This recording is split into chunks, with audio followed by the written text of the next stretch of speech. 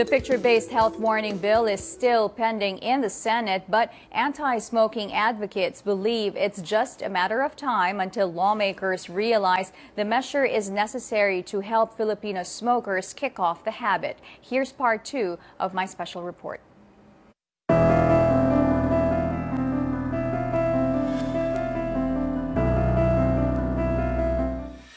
According to the Framework Convention on Tobacco Control, or FCTC, the Philippines and the 177 member countries are required to implement health warnings on cigarette packs.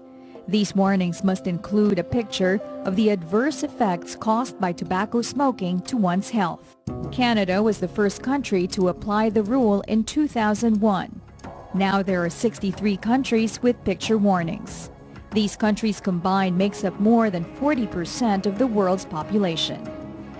Dr. Yul Doroteo, project director of the Southeast Asia Tobacco Control Alliance, believes that by the end of the year, the Philippines will adopt a graphic health warning law. This means tobacco companies will be required to print on the pack pictures of diseases acquired from cigarette smoking. The tobacco industry has agreed to comply with the FCTC rule. But health advocates now question whether the size of the picture will be large enough to be effective. Very good chance that we will have picture warnings in this Congress. All of the tobacco companies have said that they are supportive of picture warnings, graphic warnings. And then in the lower house also, and even in the upper house, our usual pro-industry legislators are also accepting that they will have picture warnings. So the question really is not whether or not we will have pictures, but how big the pictures will be.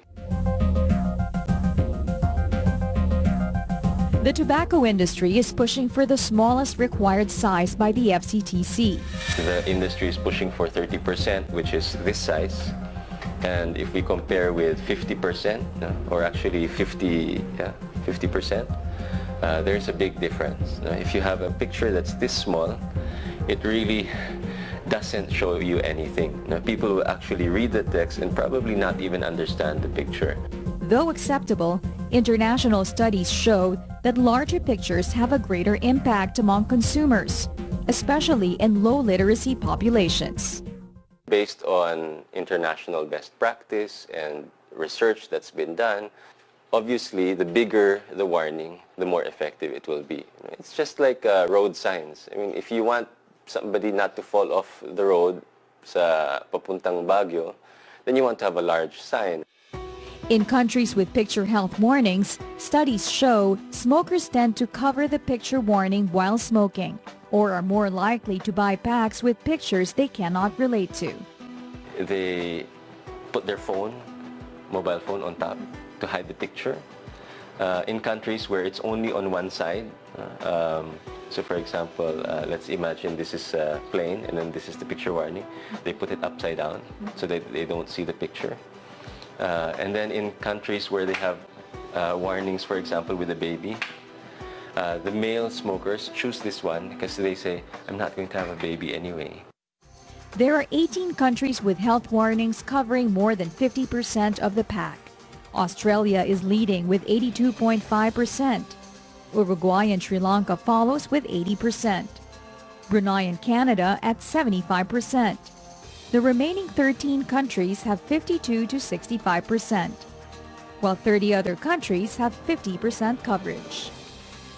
For it to be effective, the FCTC requires changing and rotating the pictures every few years, citing getting used to the pictures can cause the smokers to be unaffected in time.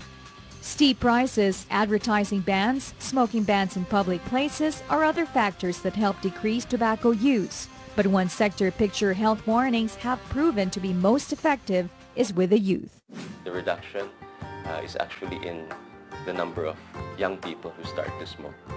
There are surveys among youths where shown graphic warnings, they actually will tell you that they decided afterwards not to smoke.